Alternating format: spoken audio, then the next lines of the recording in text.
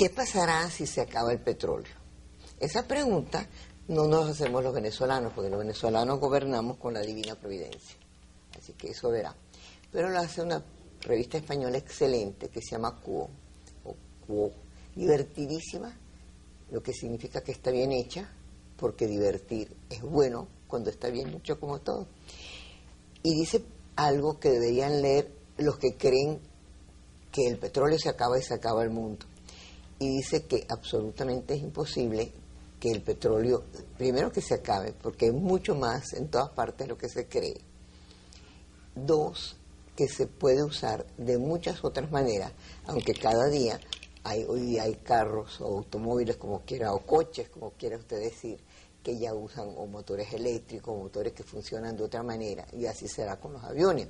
Pero entonces justamente la creatividad, los países a los cuales la educación es una cosa importante en la investigación, sabrán qué uso darle.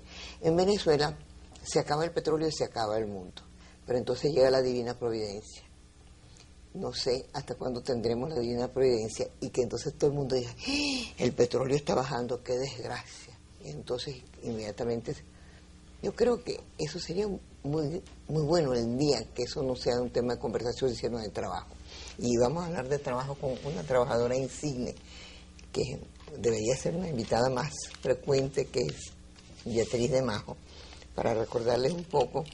Beatriz de Majo es una persona que escribe continuamente en los periódicos, en el Nacional, justamente ahora, ¿no? Uh-huh. Y no puedo volver, yo le dije a mi asistente, pídale el currículum otra vez a Beatriz. Y no, yo tengo uno para cada ocasión, una vez como hablo economista, otra vez como político, otra vez como conocedora de las cosas económicas. Entonces yo me conformé con el de hoy. Y, ay, ¿dónde está Beatriz? Que tú eres tan ordenada. Es una internacionalista, ha estado en inversiones extranjeras, ha tenido cargos privados, ha sido presidente de la Petroquímica Trasandina, actividades actuales presidente de Royalco. Sí. Royalco de Venezuela, que es una empresa colombiana, y va a comenzar a ser colega mía, imagínense yo, colega de Beatriz, que sabe tanto, en radio con un programa que no sé si será dedicado solamente a Colombia o no. Así es, Sofía, muchas gracias. ¿Y por qué incursionas en eso, Beatriz? Muchas gracias primero que nada por tenerme en tu programa de nuevo. Espero que no cansemos mucho a nuestros televidentes. No, tú sabes una cosa, que a lo largo de lo que no tienes vida, ¿y cuántos años tengo? De periodista 53 o 54, y de televisión, imagino desde que empezó. Así que no, te digo, nosotros teníamos, Carlos y yo, los estrellas. Fulano y tal, uno se siente, ellos hacen el programa. No los vamos a cansar. Sí, no se cansa. Entonces, ese programa, ¿por qué primero radio? Porque tú no estás nada mal todavía, por muchos años de ser una chica de televisión, que para allá vas seguramente o no. Pero ¿por qué escogiste radio y por qué Colombia? Porque ya todo el mundo sabe que tú tienes un gran conocimiento del movimiento total de lo que pasa en Colombia. Te voy a contar por qué radio, pero tú tienes una capacidad de anticipación grande. Televisión va a venir un poquito después. No, ¿tú ves que sí? Sí, así es, pero va a ser el tema Colombia siempre. ¿Por qué Colombia? Colombia porque yo comencé a escribir en el Nacional hace ya unos cuantos, 5 años quizás, alrededor de 5 años. Y yo tomé la decisión de escribir sobre un tema en específico, no escribir sobre la totalidad de los temas del país, porque uno termina cayendo en los lugares comunes en que cae todo el mundo. Sí, por eso que no invito a los políticos, sino a los políticos como tú, que están con una investidura especial. Así es, entonces lo que quise fue, de una manera muy egoísta, actuar en 2 formas. Primero, brindarle al público el conocimiento de una materia sobre la cual hay muy poca intensidad de conocimiento profundo, que era Colombia. Pero mucho interés. Y después, por el otro lado, egoístamente, formarme yo en el tema Colombia. Y era un tema que yo misma desconocía mucho. A mí me había tocado, en el momento en que comencé a escribir con el Nacional, ir mucho a Colombia, porque yo tuve que instalar la tienda de calzados Rex en Colombia, y eso me permitió entrar en contacto con el país y descubrí una veta de información, de cultura, de costumbres comunes y de muchas cosas que nos diferencian. Cosas que siempre digo yo. ¿Cómo vamos a vivir de espaldas? Y una vez que estudié el tema, pues era natural que después de tener, yo tengo en este momento 2 columnas, una en el Nacional, en el área totalmente de opinión, donde opino sobre el tema de Colombia, pero una muy informativa sobre economía colombiana. Y dije yo, ¿por qué no pasar a un género más light? a un género que llegue a una cantidad más popular. Que es más increíble popular. la radio. Y entonces la radio. Porque el periódico, indudablemente que el Nacional es un periódico, pero es un periódico, es decir, muy visible y de una gran trayectoria en el país, pero está dedicado a un estrato socioeconómico. Y solamente a los alfabetas. Exactamente. Y a los que pueden pagarse un periódico hoy día. En cambio, el radio, así o la es, radio no. va a todo el mundo. Es Y muy entonces, barato. ¿qué pensé? En mostrar en aquella cara de Colombia que la gente no conoce, que es la cara amable de Colombia, no la política ni la económica, sino la cara de la Colombia simpática, de la Colombia turística, de su música, de sus personajes, de los hombres del momento, del Eso es para la comentario. radio, pero hay unos comentarios muy precisos, muy puntuales, como se dice hoy día, que interesan mucho, porque primero es muy común hablar de Colombia, los venezolanos, y no saber de lo que hablamos. Después hay los que usan a Colombia visceralmente y casi criminalmente para crear falsos odios y poder producir grandes daños. Y aquellos, entre los cuales me he contado Carlos y yo siempre, que es en los que tratamos de conocer a Colombia, de entenderla y realmente de admirarla, porque en las condiciones más difíciles, cuando yo hablaba justamente de petróleo, y estoy hablando de una Venezuela cuando el petróleo estaba muy alto, cuando no teníamos guerrillas, era justamente en ese tiempo que había lo que llamamos, si queremos hablar, la pacificación, y luego tampoco en ningún momento, todavía nunca se habló del narcotráfico como problema venezolano. Sin embargo, el problema petróleo no solucionó los grandes problemas venezolanos. Así es. Entonces, ¿por qué Colombia, con todos los otros elementos en su contra, logra una cantidad de cosas estupendas? Y yo, en uno de los comentarios que hice hace poco aquí en la radio, en la prensa, es cuando vi el debate Pastrana, ¿cómo se llama el contrincante? No me acuerdo. En este momento, fíjate que él siempre uno recuerda al ganador. Y yo decía, ¿por qué en ese momento nadie le sacó, usted ha sido esto, usted ha sido esto? Sino fue un solo o dos temas básicos y una discusión totalmente civilizada. Fue como Horacio Serpa. Y a mí me dio un dolor muy grande y una admiración muy grande de que eso pudiera suceder al lado de nosotros, y nosotros no aceptar que en eso ellos son muy buenos. No, y quizás hay una cosa que se aplica a los individuos, que es que las dificultades fraguan a los grandes hombres, y sin lugar a dudas que las dificultades también fraguan a los grandes países. Colombia ha tenido mucha dificultad, ha tenido muchísima dificultad porque de entrada ellos no tienen una geografía igualmente generosa como la nuestra. Nosotros tenemos una geografía verdaderamente exuberante, ellos tienen un país picado por 3 cordilleras, ¿verdad? Y además de todo, son un país que no tiene la ventaja que teníamos nosotros de tener petróleo en abundancia, un solo bien del cual disponer y vivir. Y entonces, ¿qué les ha tocado? Les ha tocado superar esas dificultades, ¿cómo? Diversificándose y siendo inmensamente más aguerridos que nosotros. Y yo sé que suena antipático que lo diga una venezolana, pero hay que reconocer que el colombiano es mucho más trabajador que el venezolano. Yo lo que creo una cosa, es que mientras más venezolanos somos, tenemos que ver primero cuáles son nuestros defectos y mejorarlos y ser competitivos. Así es. A mayor competición, a mayor competitividad, como tú quieras decirlo, son los mayores logros. Así es.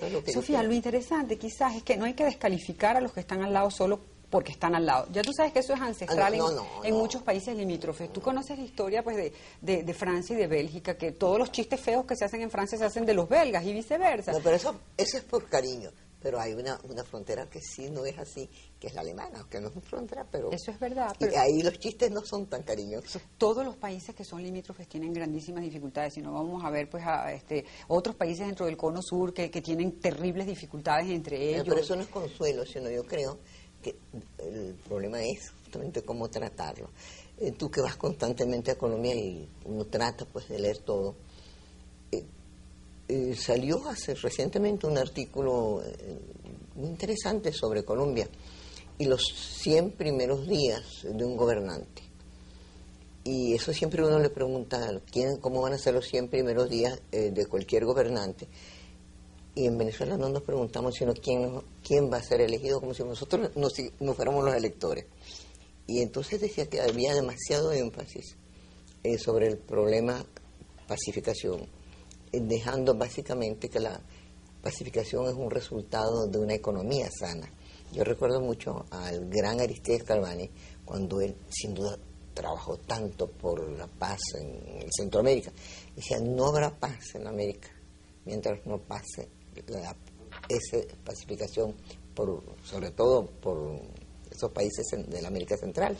Tú sabes que tú eres una gran conocedora de Colombia, porque ese tema que tú acabas de plantear es el tema realmente del momento, es la gran interrogante. Yo acabo de regresar de Bogotá y la pregunta que ellos están haciendo, los colombianos, dentro del grandísimo entusiasmo que está generando la llegada de Pastrana, porque hay una especie de euforia, hay un calor, los empresarios se sienten bien, el trabajador se siente bien, el campesino se siente bien, porque llegó presidente nuevo, ¿no? Y toda escoba nueva pues siempre barre bien. Pero hay ese interrogante, Sofía, sobre el hecho de que si él escogió bien cuál iba a ser la bandera de sus primeros 100 días. Y él la escogió. Él escogió la pacificación y la agitó. Después de mucho pensarlo, porque sus declaraciones fueron muy coherentes, su discurso, pregunto yo si no me equivoco, digamos, toda su campaña, en el fondo el denominador común era algo que aspiran los colombianos a poder vivir en paz. Porque lo que sucede es que el verdadero denominador común en Colombia es el sufrimiento de la violencia, porque desde el punto de vista de lo económico hay colombianos que sufren y colombianos que no sufren,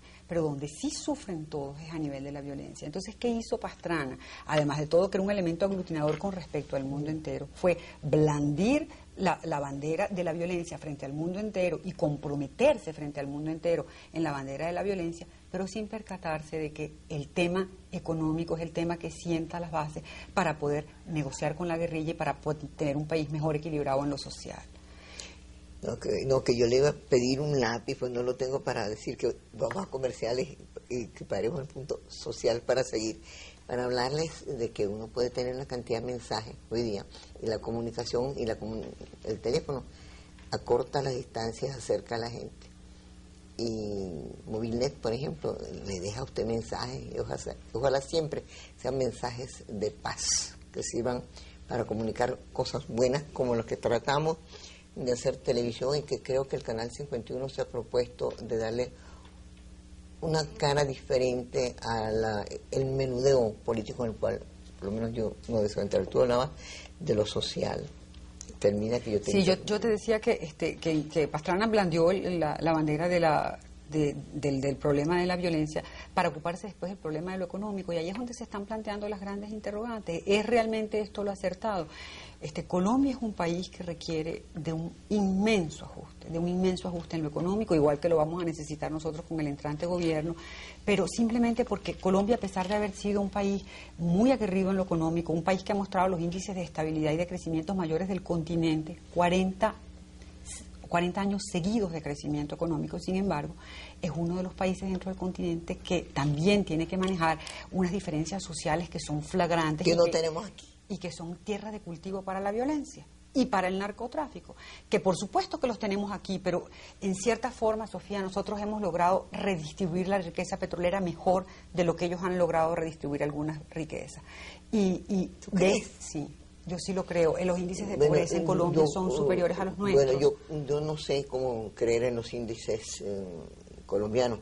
No tengo suficiente conocimiento, pero jamás dos cifras o tres de instituciones muy serias me han dado, por ejemplo, índice de pobreza extrema o índice de analfabetas, como si tuvieran... Bueno, yo creo que en el fondo hay que tener pena el número de analfabetas que nosotros tenemos en comparación con ellos. No lo mires cuantitativamente, míralo cualitativamente. Por ejemplo, Colombia tiene problemas que nosotros no tenemos. Sí. Colombia tiene un problema severísimo social que tiene que ver con los desplazados. ¿Quiénes son los desplazados? Los desplazados son todas aquellas inmensas masas humanas que tienen que erradicarse de sus lugares habituales de vida para tratar de buscar formas de vida mejor en otros lugares. Eso determina dos cosas en Colombia. Determina el abandono del campo, un nomadismo. Un nomadismo que determina además el hecho de que las zonas agrícolas cada vez se estén empobreciendo más y que una actividad que sostuvo la economía colombiana y en la cual fueron autosostenibles, es decir, Colombia se autosostenía desde el punto de vista alimentario, hoy en día ya no sea más posible, y determina un segundo fenómeno, que es el fenómeno del abarrotamiento de las ciudades y del empobrecimiento de las ciudades. Nosotros ese tipo de problemas cualitativos no los tenemos. Entonces yo siento que nosotros hemos manejado algo mejor el problema social. la otra cosa es, ¿cómo es posible que Colombia haya sido un lugar de asentamiento del narcotráfico, mientras que Venezuela todavía no lo ha sido? Bueno, no sé, porque los índices serios dicen que justamente hemos dejado de ser lo que éramos antes, país mula, llaman eso, país de tránsito, a convertirnos en grandes consumidores. Pues no soy especialista, pero yo se lo pregunté, por ejemplo, al profesor Gómez Grillo, no tenemos cifras exactas. Pero hay algo que es una pregunta muy desagradable en el fondo, y quiero que sepan que yo no tengo una opinión, que la estoy preguntando. Yo he visto, por ejemplo, en programas de televisión donde se hacen opiniones y donde justamente uno debería formarse una opinión, hablar la FARC con un miembro destacado, no me acuerdo si ya de una política actual o en todo caso el staff colombiano, de quién a quién. Y la FARC decía, nosotros queremos un país así y así, así. Había un diseño del país. Y la otra persona muy civilizadamente le decía, ustedes no tienen los derechos porque los que hacen esto y esto y esto. Pero la FARC existe. Por supuesto, yo cuando digo existe no significa que en ningún caso.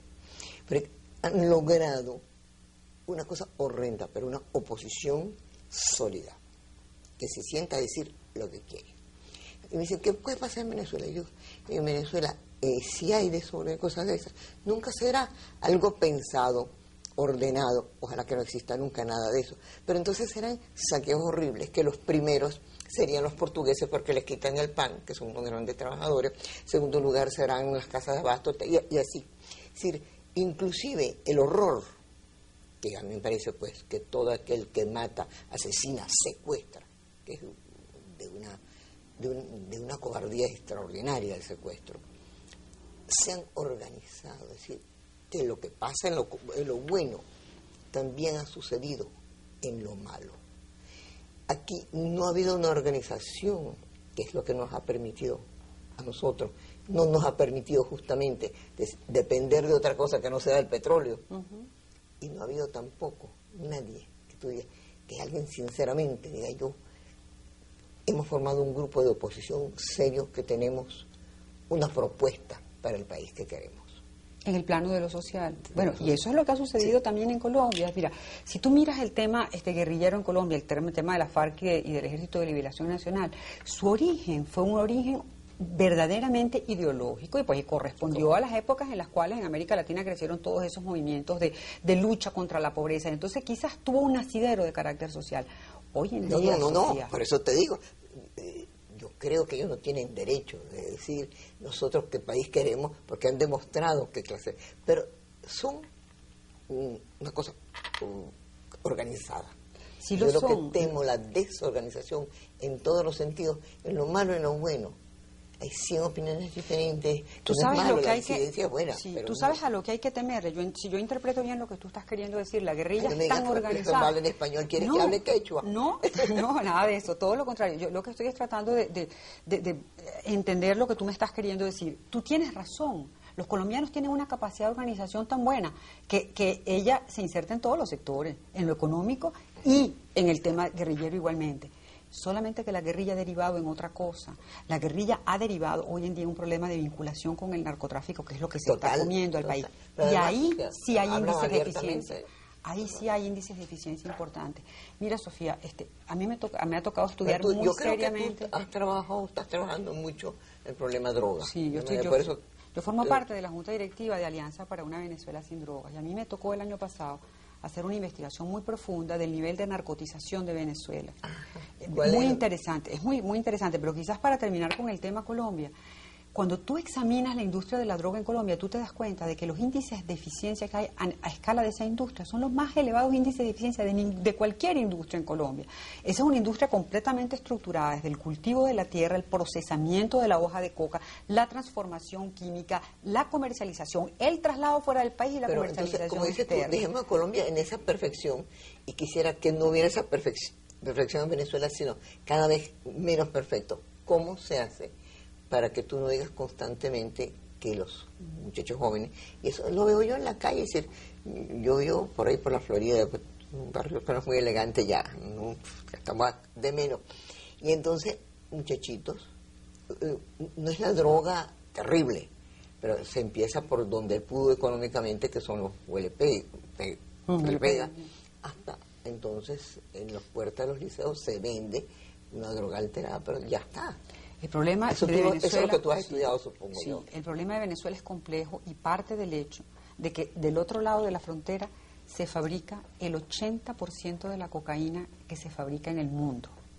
Imagínate el tamaño de lo que te estoy diciendo. El 80% de la cocaína que se fabrica en el mundo se fabrica en Colombia. Y Venezuela es un lugar natural para transitarla. Y además, ¿qué ha sucedido, Sofía? Que a raíz de hace 4 o 5 años, cuando se establecieron una serie de controles en Colombia, la industria del narcotráfico tomó una decisión importantísima, que fue pagar a los narcotraficantes en Venezuela, parte con droga y parte en dinero. ¿Y qué lograron con eso? Que la parte de la droga, que es recibida en parte de pago, se queda dentro del territorio nacional. Entonces, lo que no habíamos tenido nunca, que era consumidores venezolanos, ya los comenzamos a tener. Hemos tomado eso suficientemente en serio, que no haya sido sino el momento que de repente encuentran un señor con 20 bolsitas de eso, y ya está ahí. Mira, aquí Sofía, todo pasa, no solo que no lo hemos tomado en cuenta, sino que estamos muy desenfocados en el abordaje del tema. Te voy a decir por qué. Porque en este momento estamos haciendo muchísimo énfasis en evitar que la gente consuma, ¿verdad? En la prevención, y eso es muy importante. Pero en el narcotráfico no estamos haciendo nada, y peor, estamos haciendo mucho menos en el tema de la producción. Tú sabes, por ejemplo, que en las zonas limítrofes del país, en las zonas selváticas del país, hay un consumo de gasolina anormal y de cemento anormal, que lo que indica es que se están estableciendo laboratorios dentro del territorio venezolano, lo que no había ocurrido nunca. Entonces nos estamos dedicando a algunos de los segmentos del programa, del tema de la droga, descuidando otros, y al descuidar otros el país se te va a narcotizar. La comisión a la cual tú perteneces o pertenecías.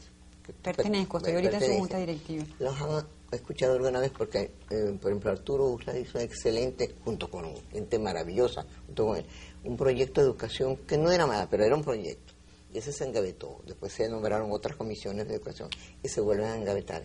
Me parece que son buenos porque son gente absolutamente idónea. Entonces, los ponen a trabajar a una cantidad de gente de buena voluntad, que la mayoría son ad honorem porque no es de lo al cual le dedica mucho tiempo, pero no les produce bienes económicos, son trabajadores, para que no los escuchen es difícil, ¿no? Sabes que lo que pasa fue que nosotros fuimos muy inteligentes al conformar esta institución realmente, y quienes forman la institución son los presidentes de todos los medios escritos, televisivos y hablados.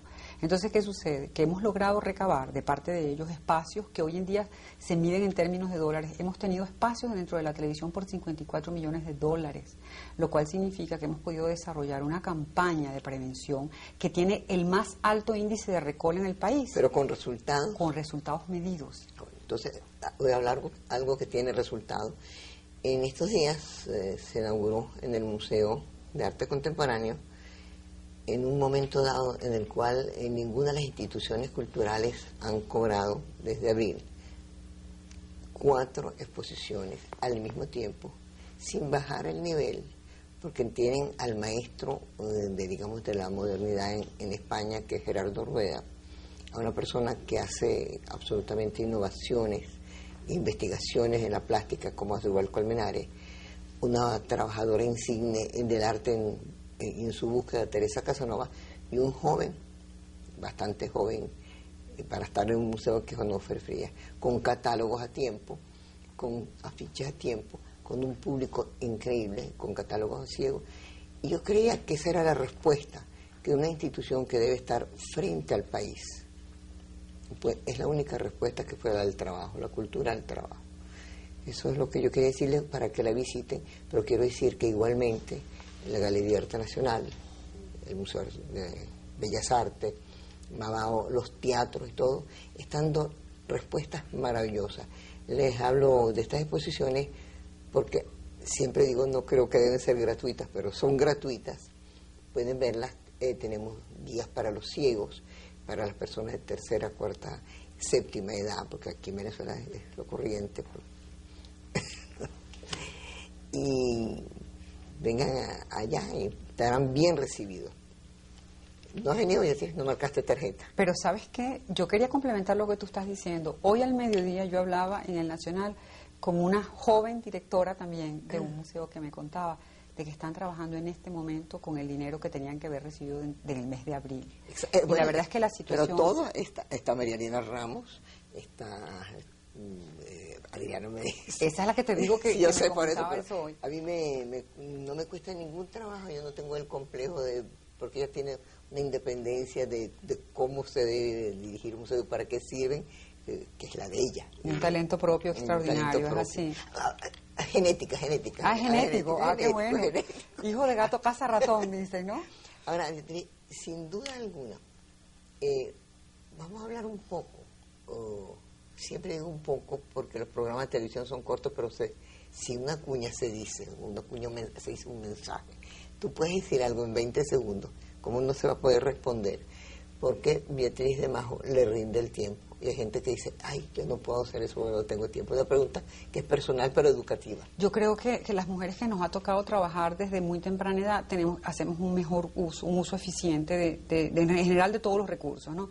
Del dinero y del tiempo. Y el tiempo es el recurso más escaso, entonces es el que uno tiene que administrar mejor. Es simplemente eso, es una inclinación natural. Es un recurso no renovable. No renovable, pero al ser enormemente escaso uno tiene que manejarlo de una manera eficiente y de eso se trata simplemente, en tener una conciencia bien clara de cómo hay que priorizar y qué cosas hay que dejarla primero y qué cosas para después. Pero tú tienes una pluralidad de actividades y por lo menos soy por lo menos trabajadora, uno siempre tiene algo al cual le dedica más tiempo o le toma más tiempo.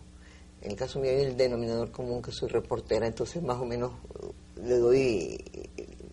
Es un mismo tema, hacer radio, dirigir un museo o hacer un programa de televisión es lo mismo.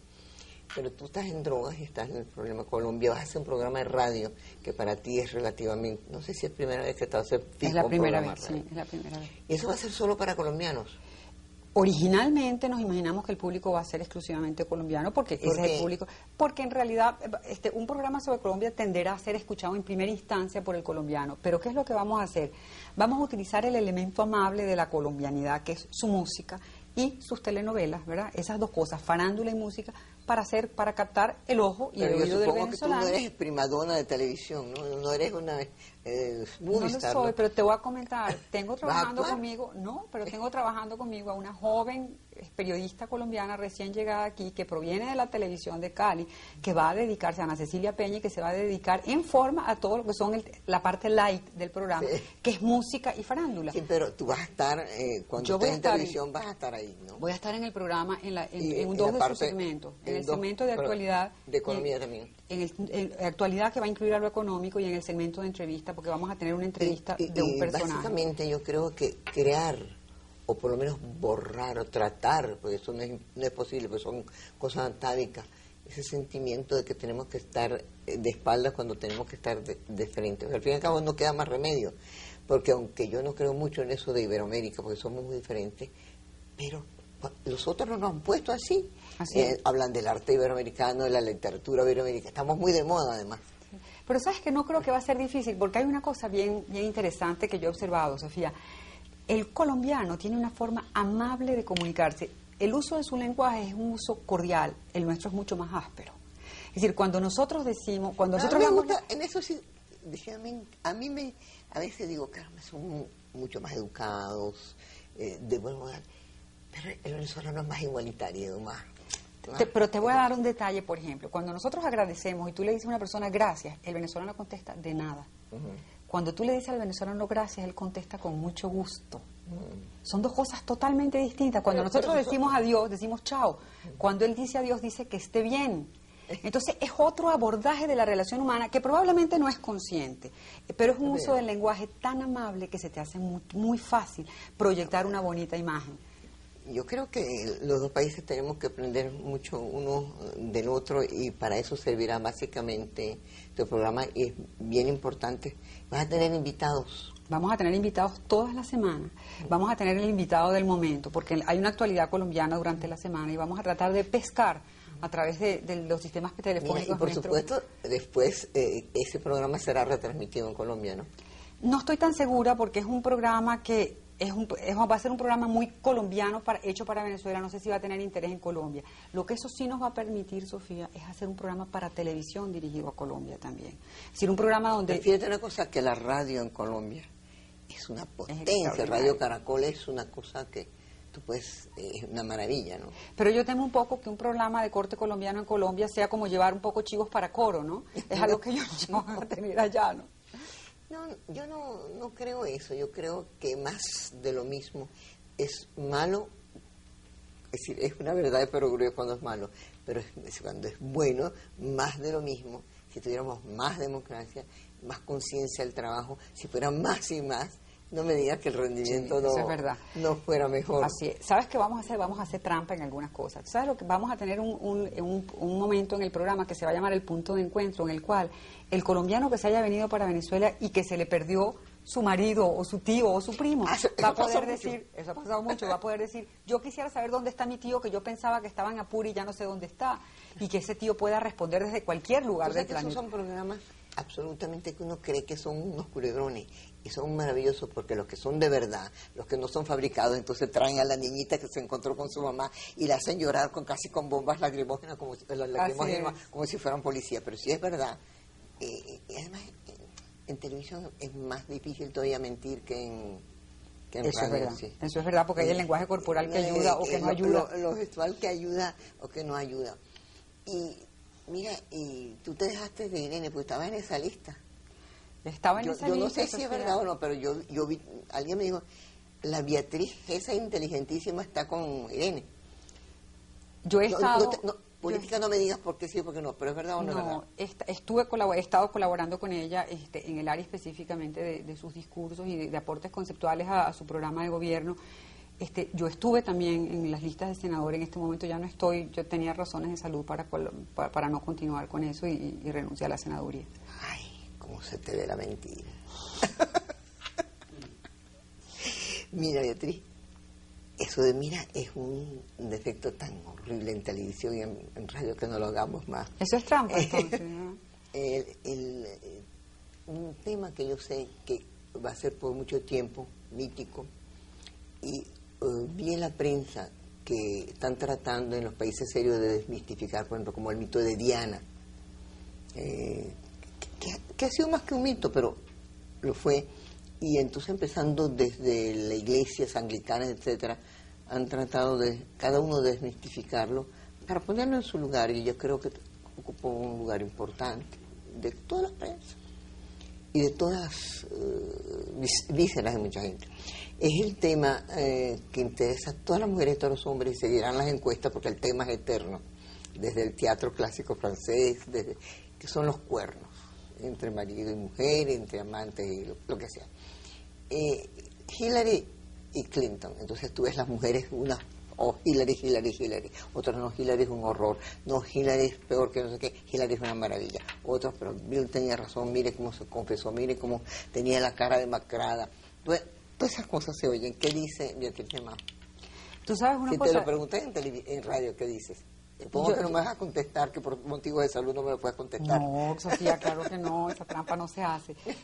Tú sabes que recientemente yo vi un programa de televisión en el cual hacían un recuento de la cantidad de veces que Clinton ha tenido que pedir perdón en público, y eran unas cuantas, a lo largo de su carrera pública. Sí. Es decir, él tuvo que pedir perdón en unas ocasiones por establecer impuestos que no había prometido y por casos en los que ha estado envuelto. Es decir, es una persona que está acostumbrada a mentir. Yo me imagino que el sufrimiento de ella es un sufrimiento que data no de este episodio, sino de episodios anteriores. Yo lo que creo que es importante resaltar... a estar con Clinton. Eso es completamente cierto. Ella debe ser una persona enormemente ambiciosa, pero yo siento que en este momento nosotros seríamos muy mezquinos con ella si no nos damos cuenta que dentro de todo este episodio de Sexy Gate, ella ha tenido la mayor conciencia de Estado dentro de todos los protagonistas. Pero en eso no te hablo de los correos del corazón, que tienen todo tiene un valor cuando está bien hecho, pero los analistas, aún los más severos, saben que el papel protagónico fue el de Hillary. Sin lugar a dudas. Yo lo que creo, la pregunta que queda en el aire, que es que yo creo que todo el mundo se tiene que hacer, es cuál habría sido el destino de Bill Clinton si ella hubiera tomado la iniciativa de ser mucho más proactiva en este episodio, si ella hubiera asumido posición. Ella no asumió posición, ella simplemente se dio cuenta de que este era un problema de Estado, era un problema que estaba por encima de lo personal, y seguramente estará guardando lo personal para más adelante. Yo creo inclusive absolutamente que es una cosa netamente secundaria, pero que dentro de esta una telenovela que es del mundo, porque si se miente a una persona, se miente al mundo, uno de los países o el país más poderoso del mundo. Es que sí es verdad que en ese momento, si Clinton tiene a alguien, a esa mujer con todas sus cosas de su hija, sí, es como si se hubiera hecho por vez primera quizás en aquella familia un núcleo, quizás, creo yo. Es posible, yo tiendo a creer de que uno no tiene que ver el problema familiar, porque se trataba del problema del presidente de los Estados Unidos muchísimo más que el problema de la familia Clinton. Y yo creo que ella ha tenido esa capacidad, por ambición o por no ambición, de mirar más lejos. ¿Tú crees en el perdón? ¿Tú crees que el perdón es algo válido? Sí, sin lugar a dudas que el perdón existe porque existe el pecado, Sofía, pero ¿Existe el pecado? Sí, sin lugar a dudas que sí. Es decir, cuando tú transgredes las normas sociales y tú transgredes las normas de Dios... Sí, pero no hay perdón para eso. Es decir, nadie es absolutamente inconsciente. Entonces, si cuando uno hace una cosa, si es presidente de los Estados Unidos o si es lo que sea, lo hace, pero no pide perdón. Pero indudablemente... Dice, lo hago y se acabó. And so what, como hubieran dicho, ¿no? ¿Y de qué? Es cierto, lo terrible es que en los Estados Unidos convirtieron ese problema en un problema de Estado, Sí, cuando no tenía que haberlo sido. El perdón es ridículo. Es ridículo. No, estoy hablando yo. Pero pareciera que eso dentro de la agenda de Clinton como que es una cosa bastante socorrida, ¿no? El pedir perdón más de una vez. Y lo han perdonado. Así es. Y eso es lo que es interesante. Bueno, porque ellos dicen, mientras la economía, estábamos hablando con la economista, la economía está próspera. Mucha gente dice, nunca hemos estado mejor. Hemos tenido una integración con el problema negro, con el problema de los tan difícil de la inmigración. Está un poquito mejor. Y nosotros, pues, él hace lo que quiere. Bueno, eso es lo que explica su nivel de popularidad. Es decir, uno no puede medir la historia, el papel de el carisma, o lo carisma. Es decir, ¿qué pasó con Fidel Castro? La gente más antifidelista, cuando lo veía más alto que el Papa. Y gozando de buena salud en apariencia, entre comillas. Tú que hablas de salud. La gente decía, qué bien está Fidel, pero qué bueno. Es que ese es el poder que sí es, yo digo, pecaminoso, no sé, pero hermano, no, de la televisión. La televisión tiene la obligación de tratar de llegar a la verdad lo más posible. Eso es cierto. Eso es lo que yo creo que es la obligación de uno, por lo menos. Mis normas personales de periodismo es no ser popular, pero decir lo que pienso. Es decir, yo pienso que es muy feo mentir. No, y no cabe duda de que tú has sido una periodista incisiva pues a lo largo de toda tu carrera. Tú no has dicho mentiras, pero tú no has permitido que te mientan tampoco. Y eso es bien importante. Ni creo en el perdón tampoco. Por eso si hago algo malo, lo asumo. Pero no deseo que me perdone porque sería falso. Si le he hecho daño a otra persona, es mentira que me puede perdonar. ¿Qué significaría ese perdón? Eso? ¿Qué significa el perdón? ¿Qué significa eso? No importa, eso lo que usted hizo, no, eso, nada. Y la otra persona dice, bueno, eso tienen las religiones, yo creo que todas, que en la católica es más fácil uno conocerla, y si tú dices 3 Ave María, 4 y no sé qué, y entonces la gente se siente aliviada, es un perdón muy fácil. Sí, bueno, es un acto de contrición que te permite seguir viviendo y seguir errando. Vaya de rodillas en la iglesia de San Pedro y los judíos no sé qué hacen, y los árabes hacen yo no sé qué, o a lo mejor el perdón de los árabes es echar bombas, no sé, tratar de matar a Cristo. Eso es verdad. Así no, yo no sé. Ahora, Beatriz, ¿qué más va a hacer en el programa? ¿La entusiasma la idea? ¿Está muy enamorada de la idea del programa?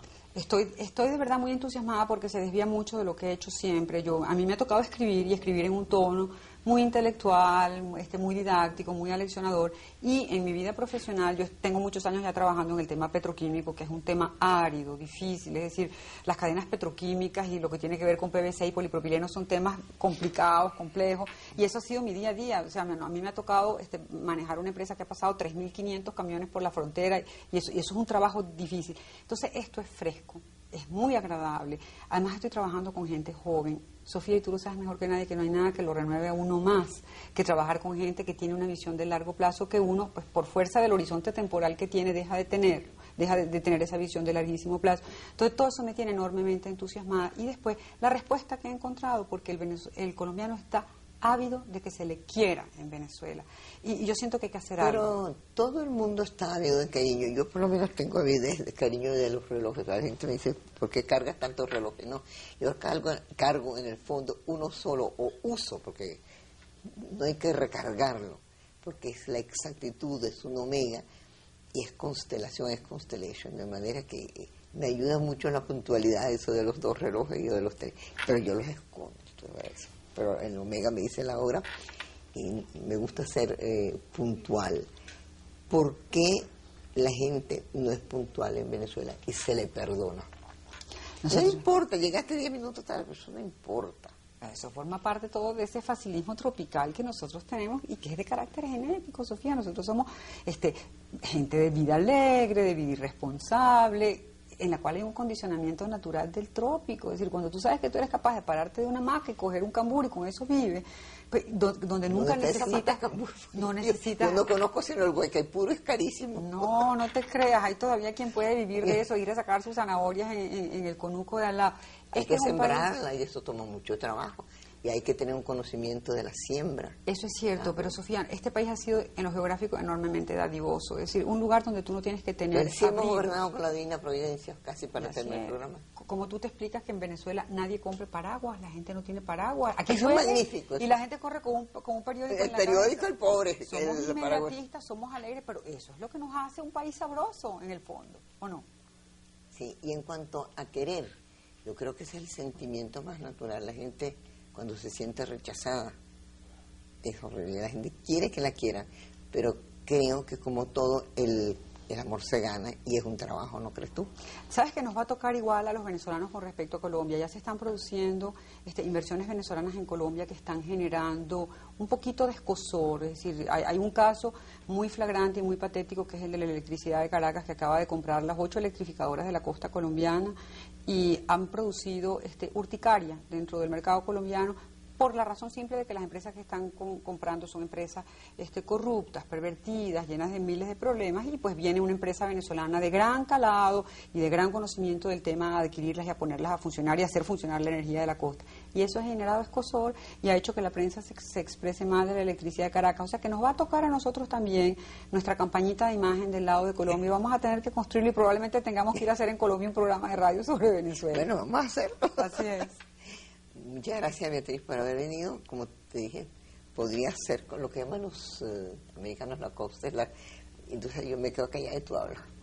Este ha sido un programa light, este ha sido un lindísimo programa, pero yo creo que la razón está en que tú en el fondo de tu corazón también tienes un apego por Colombia, porque si yo entiendo bien, parte de tu carrera tú la hiciste allá. Yo casi empecé en sábado con Plinio Mendoza Neira. ¿Como reportera? Como reportera, y me tocó, como siempre, que llegara a hacer desastres, porque fue la primera que hablé del divorcio y la primera que entré en un café, porque allá no entraban sino hombres. Y Germán Arciniegas, que en aquel entonces era ministro de Educación, yo entré muy asustada y le dije, mire, yo vengo a hacerle en Nombre de Sábado, que así se llamaba la revista, un reportaje. Y dijo, no me grite. Yo estaba hablando, yo me asusté, porque él tenía un gran sentido del humor. No, vamos a bajar al café.